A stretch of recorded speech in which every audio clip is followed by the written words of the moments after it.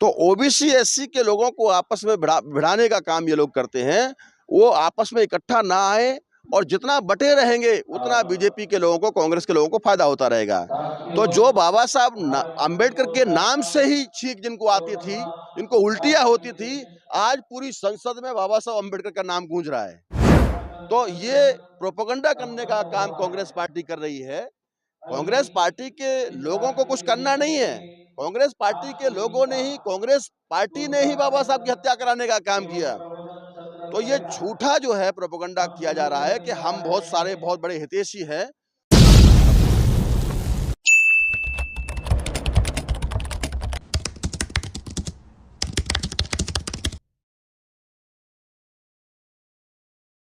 नमस्कार, जोहार, जय मूलवासी। मैं हूं विनोद कुमार देव। आप देख रहे हैं voice Republica, the voice of real representation.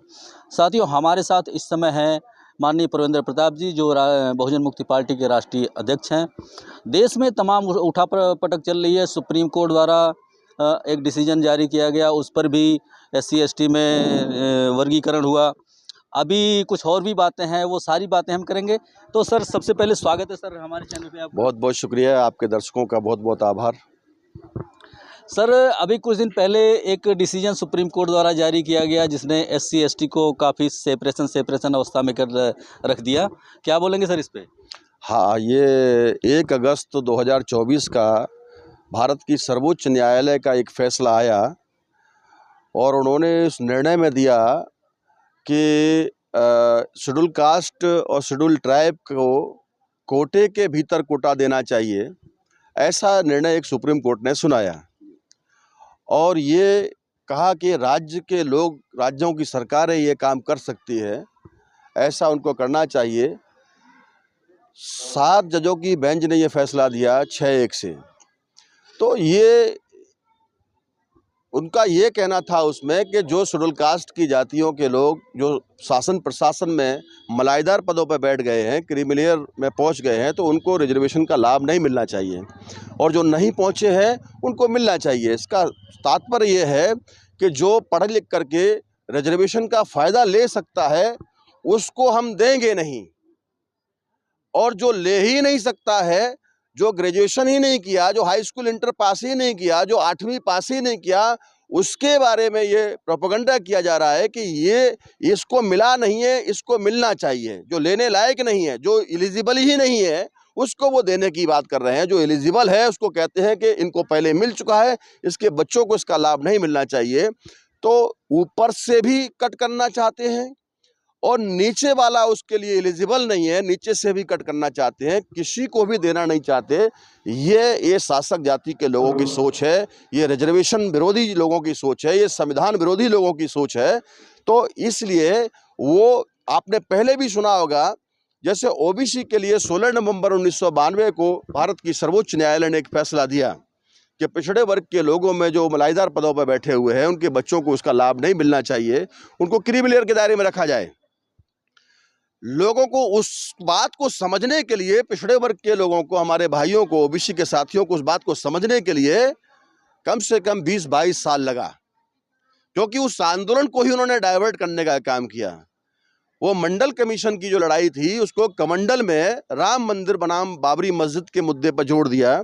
तो जिन पिछड़े वर्ग के लोगों को उस वक्त में अपने मंडल आयोग की रिपोर्ट को लागू कराने के लिए और संविधान विरोधी जो भारत की सर्वोच्च न्यायालय ने फैसला दिया, उसके विरोध में जो समाज को खड़ा करना चाहिए था, उसको छोड़ करके दुश्मनों ने एक नया सिफूका निकालने का काम किया। उस समय की तत्कालीन गवर्नमेंट ने, उन्होंने राम मंदिर बनाम बाबरी मस्जिद का मुद्दा छेड़ दिया।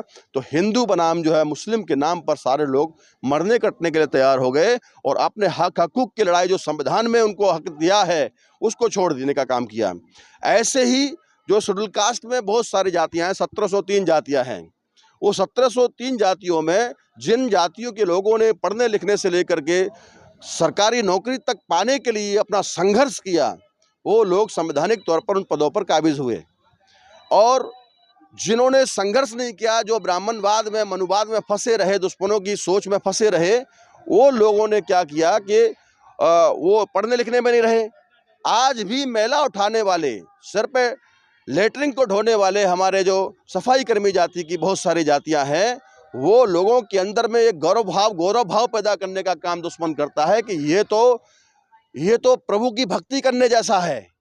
ये आरएसएस के लोग, ये भारतीय जनता पार्टी के लोग ये कहते हैं और किताबें भी लिखी हैं कि आप ये जो गंदा घृणित काम करते हो, पढ़ाई लिखाई से आपका कोई नहीं है, इसी में आपको तृप्ति हो जाएगी, इसी में आपको ईश्वर की प्राप्ति हो जाएगी। तो हमारे वो इनोसेंट भाइयों को भक्ति के नाम पर, ईश्वर के नाम पर जिस तरीके से दुश्मन हमारे लोगों का दिमाग खराब करता है, अगर वो पढ़ेंगे लिखेंगे तो अपने संवैधानिक अधिकारों को पाएंगे, मान सम्मान से वो घृणित काम को छोड़ करके अपने अच्छी गाड़ियों में घूमेंगे, बच्चों को अच्छा स्कूल में पढ़ाएंगे।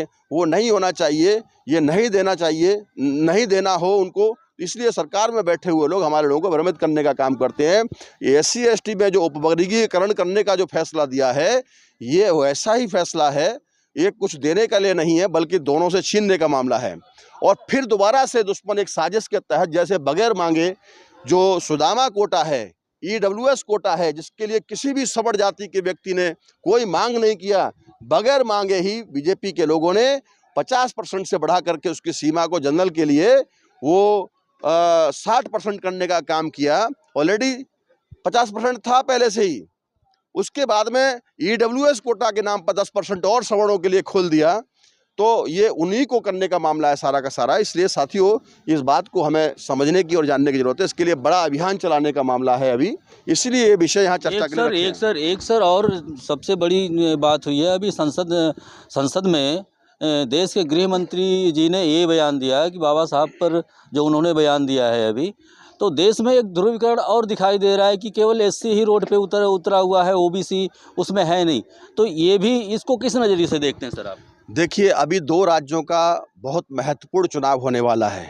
एक तो राष्ट्रीय राजधानी दिल्ली NCR का चुनाव है, दिल्ली का ही चुनाव है, और दूसरा जो चुनाव है वो बिहार, जो बहुत क्रांतिकारी धरती है बिहार की, जहाँ से पूरी दुनिया में संदेश देने का काम तथागत गौतम बुद्ध ने किया, हमारे पुरखों की धरती है, ये ज्ञान स्थली है। यहाँ भी अगले साल चुनाव होने वाला है। तो ये मुद्दों से भटकाने के लिए, बैकवर्ड क्लासेस के लिए कुछ करते तो है नहीं ये लोग। तमाम जाति आधार जनगणना का मुद्दा पिछड़े वर्ग के लोगों का आज राष्ट्रीय स्तर का मुद्दा बन चुका है। तो OBC SC के लोगों को आपस में भिड़ाने का काम ये लोग करते हैं। वो आपस में इकट्ठा ना आए, और जितना बटे रहेंगे उतना बीजेपी के लोगों को, कांग्रेस के लोगों को फायदा होता रहेगा। तो जो बाबा साहब अंबेडकर के नाम से ही छींक जिनको आती थी, जिनको उल्टियां होती थी, आज पूरी संसद में बाबा साहब अंबेडकर का नाम गूंज रहा है। तो ये प्रोपेगेंडा करने का काम कांग्रेस पार्टी कर रही है। कांग्रेस पार्टी के लोगों को कुछ करना नहीं है। कांग्रेस पार्टी के लोगों ने ही, कांग्रेस पार्टी ने ही बाबा साहब की हत्या कराने का काम किया। तो ये झूठा जो है प्रोपेगेंडा किया जा रहा है कि हम बहुत बड़े हितैषी हैं, हम बाबा साहब अंबेडकर को मानने वाले लोग हैं। तो ये बीजेपी के लोग भी करते हैं और हम इसका धिक्कार करते हैं। दोनों बहुत शातिर लोग हैं, दोनों पार्टियां नागनाथ और सांपनाथ हैं। ये सांपनाथ और नागनाथ से अगर बचना चाहते हैं तो हम लोगों को, हमारे भाइयों को सपेरा बनना होगा। तो ये बहुजन मुक्ति पार्टी एक सपेरा बनने का काम कर रही है, जो नागनाथ को भी काबू में करेगी और सांपनाथ को भी काबू में करने का काम करेगी। इसलिए ये बहुजन मुक्ति पार्टी जितना जल्दी सपेरा बन करके समाज में जाएगी, तो ये नाग और सांपों को और सपोलों को, तमाम सभी लोगों को ये काबू में कर सकते हैं। तो राजनीतिक रूप से हमारे लोगों को सपेरा बनने की जरूरत है। सर, बहुजन मुक्ति पार्टी के आप नेशनल प्रेसिडेंट हैं और पब्लिक आपसे ये जानना चाहेगी कि वन नेशन वन इलेक्शन पे आपके क्या व्यू है?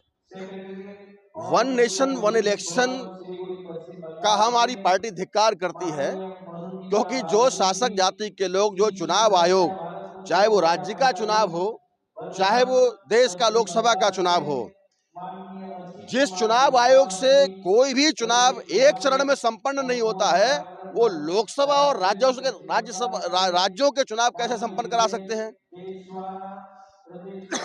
ये संविधान विरोधी फैसला है, ये संविधान को खत्म करने की साजिश है।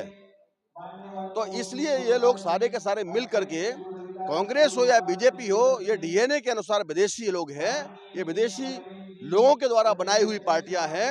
ये लोग नहीं चाहते भारत में संविधान लागू हो, इसलिए पैरेलली वो अपना दूसरा संविधान बनाने का काम कर रहे हैं। और 2025 में, यानी ये लगभग 10-12 दिन साल में बचे हुए हैं, आरएसएस का शताब्दी ईयर है, 100 साल आरएसएस को पूरा होने वाला है और अगली साल से वो ये तांडव कम करने वाले नहीं है और भी तमाम देश के जो ज्वलंत विषय है उनसे ध्यान भटकाने का काम ये लोग करने वाले हैं। इसलिए मैं अपने मूल्यवासी बहुजन समाज के एससी एसटी ओबीसी माइनॉरिटी के लोगों को ये कहना चाहूँगा कि आप लोग ये सांपनाथ और नागनाथ से बचना चाहते हैं, एक दुश्मन का विकल्प दूसरा दुश्मन नहीं हो सकता है। आपको अपना एक राष्ट्रीय स्तर की ताकत खड़ी करनी होगी और उसको अपनी शक्ति को अमलिया जामा पहना करके आपको अपनी सरकार बनानी होगी। ऐसा बहुजन मुक्ति पार्टी आज की तारीख में 50% लगभग काम पूरा कर चुकी है। 50% और हमें करने की जरूरत है क्योंकि राष्ट्रव्यापी पार्टी बना लेना ही अपने आप में कम से कम 50% उपलब्धि करने की बराबर है। इसलिए हमारी पार्टी पूरे राष्ट्रव्यापी पार्टी आज हम लोगों ने 20 से 22 राज्यों में इसको स्टैंड करने का काम किया। 10-12 साल की हमारी ये बहुत बड़ी उपलब्धि है। हमारे अलावा देश में कोई भी एससी एसटी ओबीसी की राष्ट्रीय स्तर पर काम करने वाली पार्टी नहीं है। ओके सर, बहुत बहुत धन्यवाद। जी, थैंक यू। साथियों, आप थे माननीय परविंदर प्रताप जी, जो बहुजन मुक्ति पार्टी के राष्ट्रीय अध्यक्ष हैं। तो सर की आइडियोलॉजी से, सर के विचारों से, सर की बातों से हम आपको आगे भी अवगत कराते रहेंगे। बने रहिएगा हमारे साथ, मिलते हैं अगली वीडियो में। तब तक के लिए नमस्कार, जोहार, जय मूलवासी।